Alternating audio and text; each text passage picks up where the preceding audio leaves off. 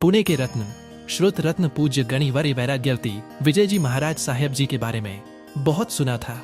आज एक दिगंबर जैन मयंक जी बड़जात्या, जिन्होंने पूज्य श्री के पास आने के बाद जो महसूस किया वो स्वयं आप उनके मुंह से ही सुने, और यदि अनुमोदनीय लगे तो हर एक ग्रुप में जरूर भेजें और श्रुत रत्न की भक्ति अवश्य करें। आपने कहा मेरी भी शुरुआत जैन साइंस की प्रति गुरुदेव की गाइडेंस में ही हुई।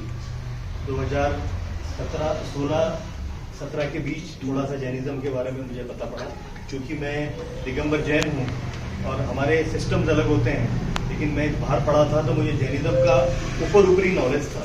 बट गुरुदेव के साथ इतने सालों से जुड़ के जो ट्रू साइंस ऑफ जैनिज्म है, जो जैन के अंदर की जो पूरी भावनाएं हैं, जो पूरी ज्ञान का जो भंडार है, वो गुरुदेव से प्राप्त हुआ।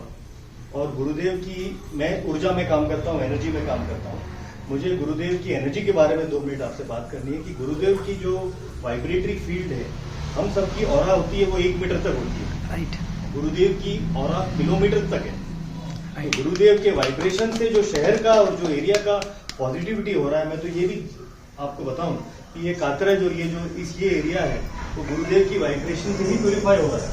और आप जितने समय यहाँ रहते हैं और वापस इधर आ गए, थोड़े दिनों के लिए बाहर गए फिर आ गए, तो ये वाइब्रेशन की प्योरिटी को इम्प्रूव करने के लिए ये सब हो रहा है।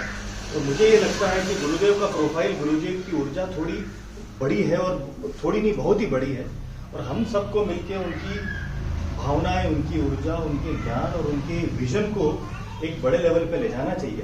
और गुरुदेव ने जो आज डिसीजन लिया ये खुद चलाने का और ये प्रोसेस को आगे बढ़ाने का, इन सब में हम लोगों को मिलके, गुरुदेव के साथ तो हम सब हैं, लेकिन हमें बाकी सहयोग देके इस विजन को, इस सब्जेक्ट को, जो हम शुद्ध वाटिका बनाने की प्लानिंग कर रहे थे, जो हमने पूरा एक ड्राइंग डिवीजन, एक पूरी आर्किटेक्चर मार्वल बनाया था गुरुदेव के साथ, सालों बैठ के हमने एक छोटी छोटी चीजों की जो परिकल्पना और प्लानिंग की थी एज एन आर्किटेक्ट, उसको हम वापस रिवाइव करें और एक नए स्वरूप में बड़े विजन के साथ हम बढ़ाएं।